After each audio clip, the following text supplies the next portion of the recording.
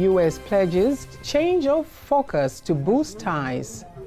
In Tanzania, where our investment realizes.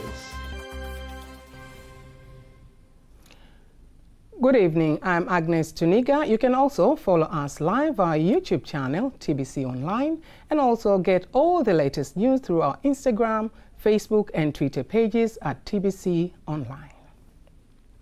Chief Secretary Ambassador Moses Kusiluka directs young people involved in the Build a Better Tomorrow BBT model program to maximize on the opportunities they have received to achieve the goal of the government from the project.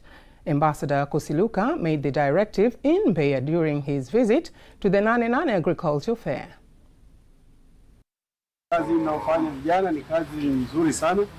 The young people here have been doing a great job.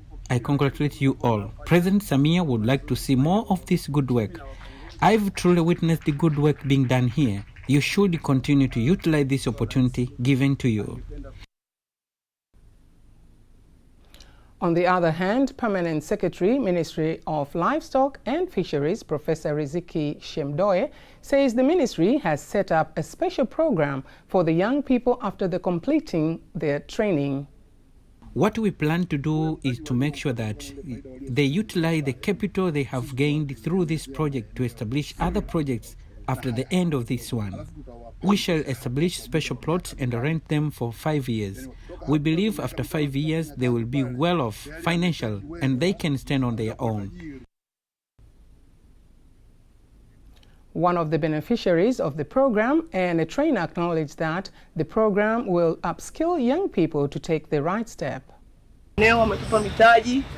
We are grateful to President Samia for empowering us by giving us capital and plots.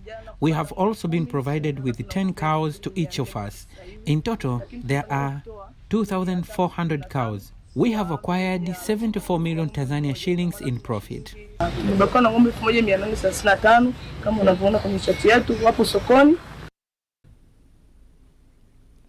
Meanwhile, President Dr. Samia Suluhu Hassan has arrived in Mbeya and is expected to be the official guest of honor at the climax of the Sanani Agriculture Fair.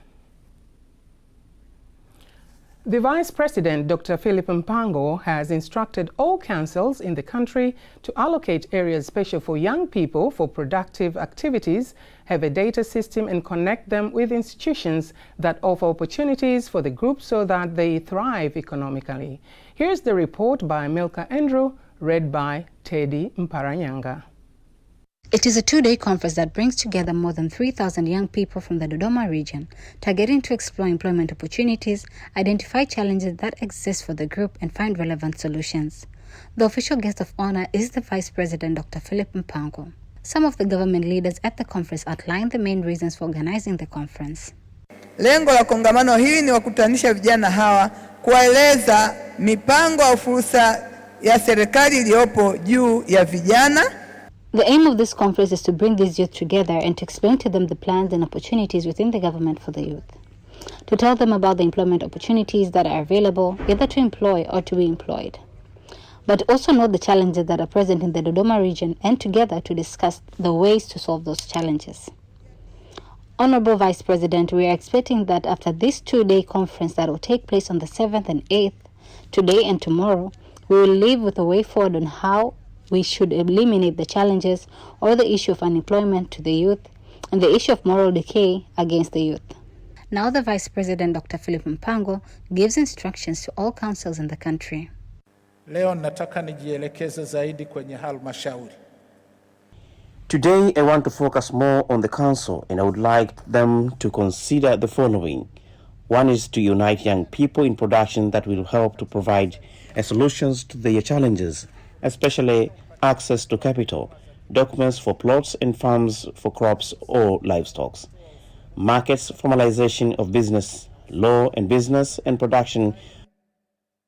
Lastly, the President insists on the importance of the young people to observe and maintain moral values. Maadili miongoni mwa vijana walio wengi na hasa mijini. Morals among the majority of young people, especially in urban areas, have deteriorated. Many young people have lacked integrity and are involving themselves in immoral acts. Some young people have lacked trust. Others have lacked obedience to the law. Hard work is low. The desire to get money quickly and being unable to be responsible for the family.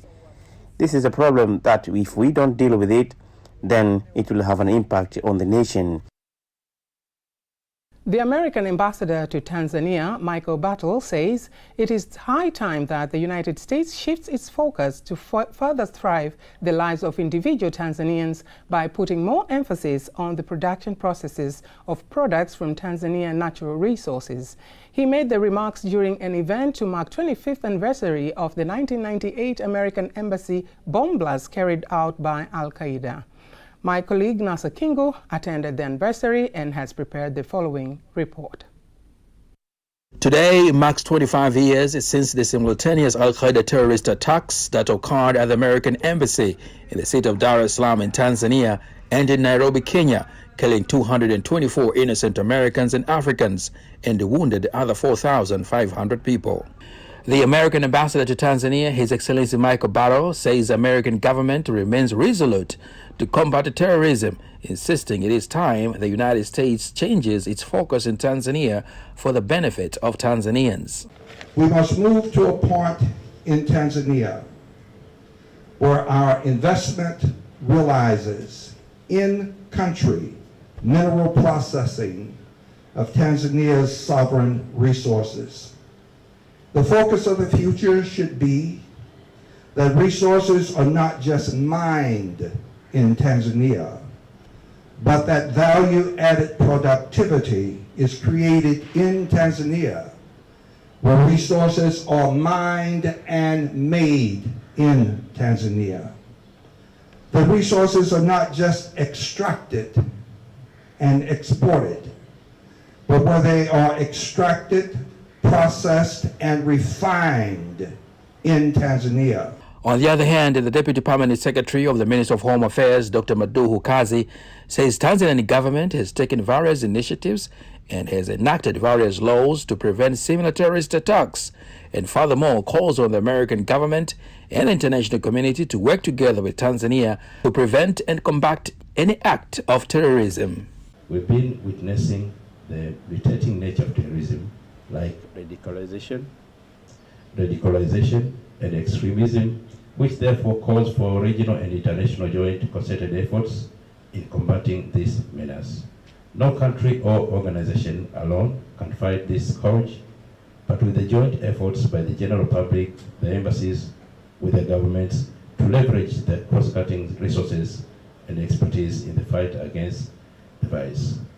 On this note, we kindly request for more support in different areas, but more importantly, on capacity building interventions, especially to be conducted in Tanzania to mitigate more costs of travel for our officers to USA and other areas. Some of the survivors of the bombing take us back to the day when the attack occurred, saying it has not been easy to overcome the trauma.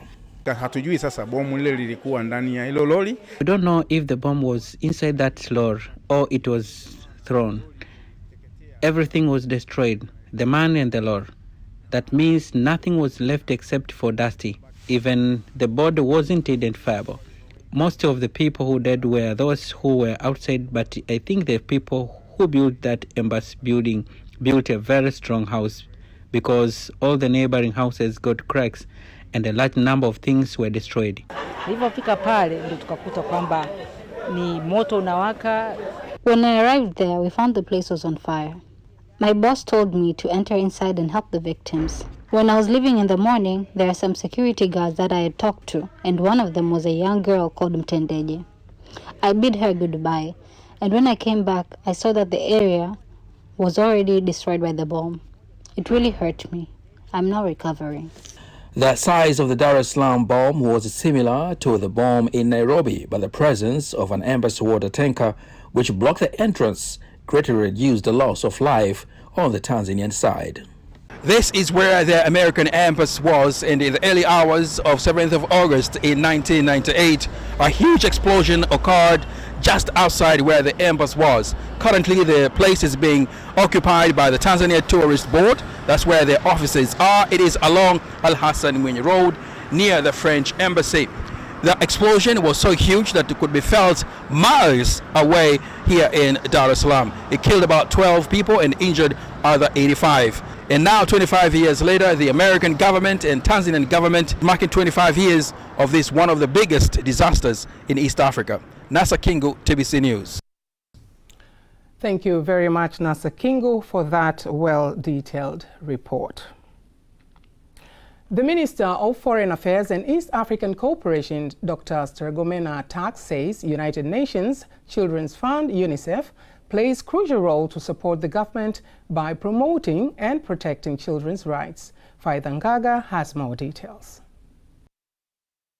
The Minister of Foreign Affairs and East African Cooperation, Dr. Stergomena Tax, has made the acknowledgement while receiving credentials from the new resident representative of the fund, Elk Wisk, of the ministry's office in Dar es Salaam. On the other hand, the new UNICEF resident representative in the country, Elk Wisk, affirms that UNICEF will continue to carry out its duties in collaboration with the government to ensure that children's rights are protected, starting at the community level to the national level. Furthermore, the foreign minister bids a farewell to the resident representative of the United Nations Development Programme, UNDP, Christine Musisi, after finishing her term of service in the country. The outgoing resident representative commends the President of Tanzania, Dr. Samia Suluhu Hassan, for the implementation of various development projects despite various global challenges like COVID-19 pandemic. The Minister of Works and Transport, Professor Makame Mbarawa, has instructed the consulting contractor and the Tanzania National Roads Agency, TANROADS, to ensure that the contractor, Sino-Hindo, completes the construction of the Phase 3 of the Dar es Salaam Rapid Transit Agency, DART, from Gongolamboto to the city center on time. Here's the report by Henry Mabumo, read by Faida Ngaga. It is the third phase project of the Dar es Salaam Rapid Transit Agency, DART, involving the construction of the 23 kilometers rapid transit road at a cost of more than 230 billion shillings from Gongolamboto to the city center, aiming to continue to decongest the city of Dar es Salaam. Here, the Minister of Works and Transport, Professor Makame Mbarawa, visits the site and gives instructions. If the contractor finds it difficult to finish this project, then he should increase the manpower. That will help to speed up the process of eventually the project will be done on time. Then he outlines the steps to be taken if the contractor will not adhere to the instructions. You should monitor the contractor and make sure that he finishes on time. Your evaluation will be based on ability to monitor him. Engineer Mohamed Besta is the Chief Executive Officer of the Tanzania National Roads Agency, TANROADS, and here he elaborates more on the implementation of the project. The 2% will be covered in time. Currently, we're installing the pre-cast material such that when we start the actual construction, we shall do it very fast. The Lake Victoria Basin Commission, which is under the East African Community, expects to spend more than 60 billion shillings to build rescue centers in all three countries in parallel to establishing a reliable communication system to facilitate search and rescue in times of need and when disasters occur. This follows an increase in water accidents where it is reported that between 1,000 and 5,000 people from Tanzania, Kenya, and Uganda have drawn in the lake. Here is the report by Pendo Mwakembe, read by Teddy Mparanyanga. A few days have passed since the sinking of two canoes that killed 14 people. The Lake Victoria Basin Commission, based in Kisumu, Kenya, arrives in the Mara region to offer condolences to the families of the victims. Kwa ujumla katika nchi zetu tatu, Jamhuri ya Uganda. In general, in our three countries, the Republic of Uganda, Republic of Kenya, and the Republic of Tanzania, we lose about 1,000 to 5,000 people per year. The lives of our fellow human beings are lost every year. Ni maisha ya wanadamu wenzetu yanayopotea kila mwaka. The Commission promises to invest in technology to advance rescue processes and other operations in the lake. Kupitia Jumuiya ya Afrika Mashariki, through the East African community, to come up with a project worth more than $60 billion, meaning $28 million, they will bring communication system in the lake. We want to put communication system in the lake so that it has number one in Kenya, Tanzania, and Uganda. Prior to the meeting with families who lost their children, the Commission had an opportunity to meet with the Mara Regional Commissioner, Said Mtanda, and donated some rescue equipment and money. Kwa kuonyesha kwa vitendo kwamba sisi ni wanajumuiya ya Afrika Mashariki na wananchi ndani ya Jumuiya ya Afrika Mashariki wanapopata changamoto ya aina yoyote ile, basi jumuiya inakuwa tayari kushirikiana na nchi wanachama katika masuala. The film of Royal Tour, which features the Emmy Award-winning journalist as a guest in Tanzania and President Dr. Samia Suluhu Hassan as his tour guide, has revolutionized the tourism industry, especially domestic tourism. Here's the report by James Wirombo, read by Teddy Mparanyanga. It is a journey to the Sanani National Park, the only reserve in the middle of the Mwanza city. Here are more than 200 domestic tourists from various regions in the country heading to the island. Despite this park being in the center of the Mwanza city, there are still unique attractions that will attract everyone who visits here. On this island, we have a variety of animals, including gazelles, zebras, and wildebeest. You also have a chance to see big lions and peacocks. These are the members of the Committee to Promote Tanzania, Build Tanzania Initiatives BTI, who have arrived at the Sanani National Park. They insist that domestic tourism should be promoted in every region as it can play an important role in increasing government revenue. Ni kila kitu na utaona nchi nyingi hata mapato yao mengi kwenye bajeti zao yanatokana na utalii. Tourism is a very crucial economic sector. Many countries get their revenue through tourism. As a company, we believe we have a responsibility to promote our touristic attraction. Sanani is one of the best touristic destinations in Mwanza. For those who have got a chance to visit the Sanani National Park, they admit that it is not a place to be forgotten. Wanyama unawakuta kwa wakati. Kwangu ndo kitu cha ajabu kidogo. There are plenty of animals here, and to me, that is what amazes me. Before we wind up our local news tonight, let us now have a look on our today's exchange rates according to the Bank of Tanzania, BOT.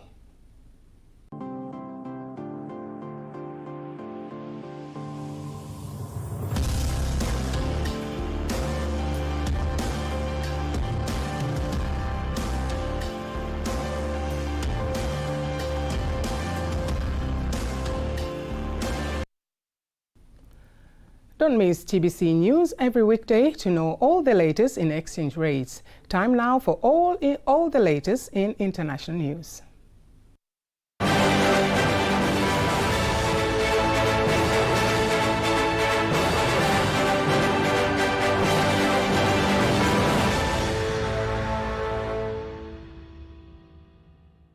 And here is international news compiled by Dorothy Murray and read by Faida Ngaga.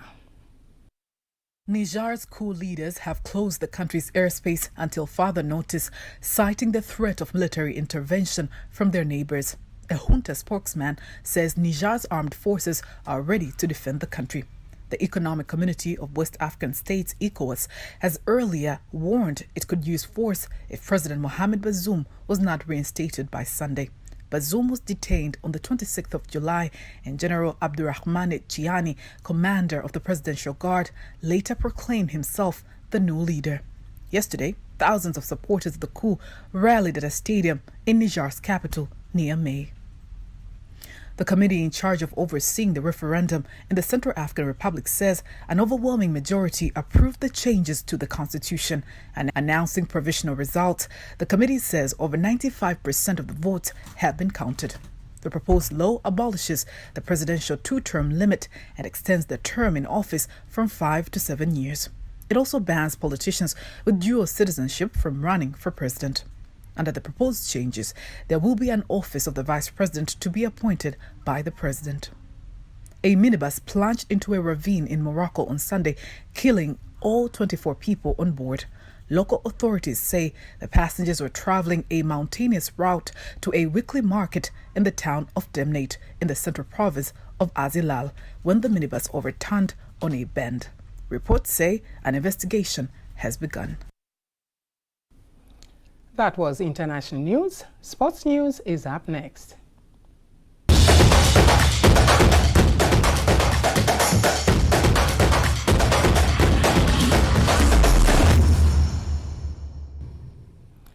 In sports news, the much-awaited NBC Premier League fixtures have been officially revealed. The arch-rival Simba Football Club and Young Africans will play on November 5th at Benjamin Mkapa Stadium in Dar es Salaam. The Tanzania Premier League Board Director Almas Kasongo urged teams participating in the Premier to follow the club's license procedures at the time of registration to avoid inconveniences. In order for your registration to be qualified for the NBC Premier League next season, you have to attach documents showing that technical bench and the players have provided with the health insurance.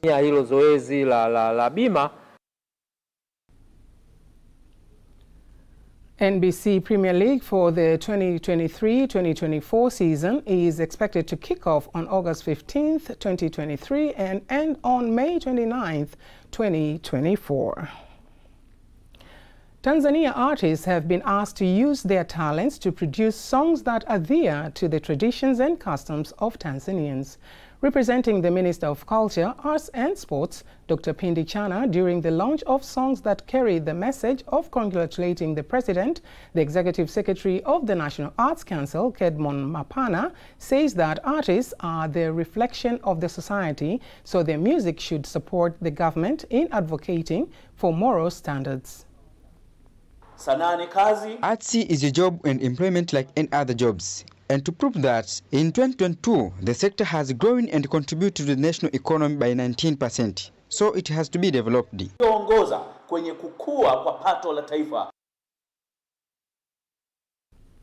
The launch includes 5 patriotic songs performed by 5 special choir groups to congratulate the President, Dr. Samia Suluhu Hassan. That is sports news, and now before we conclude the news bulletin, let's take a look at our weather update. Hello viewers, welcome for the next 24 hours weather forecast from Tanzania Meteorological Authority. My name is Teresa Ngasa. By starting with the wind flow pattern, wind is expected to flow at the speed of 40 km/h from southeast over the coast of Indian Ocean. Also is expected to flow at the speed of 40 km/h over the Lake Victoria and Lake Nyasa. And TMA is issuing an advisory of period of strong winds, which are expected to reach 40 km/h, and large waves, which are expected to reach 2 meters over the coast of Indian Ocean, Lake Victoria and Lake Nyasa. Therefore, precautive measures are advised to be taken. And for tonight, we expect most part of the country to feature partly cloudy condition, and the lowest minimum temperature is expected to be 6 degrees Celsius over Mbeya region. For tomorrow, it is the expectation that areas over Tanga, Pemba and Unguja, Isos, Dar es Salaam and Pwani region are expected to feature partly cloudy condition, light rain showers over few areas. The remaining part of the country for tomorrow is expected to feature partly cloudy condition. And now let's take a look on the 4 days weather forecast.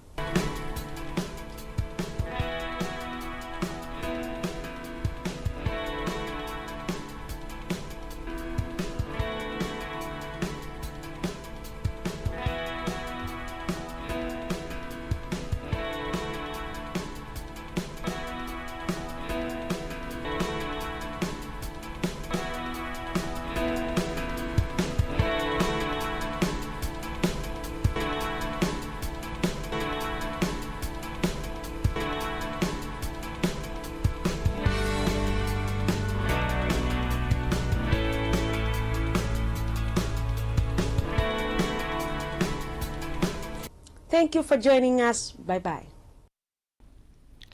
And that marks the end of our news bulletin for tonight. But don't miss Kiswahili News Bulletin at 11 p.m. Taking you through this bulletin tonight, I've been your host, Agnes Tuniga. Thank you very much for watching.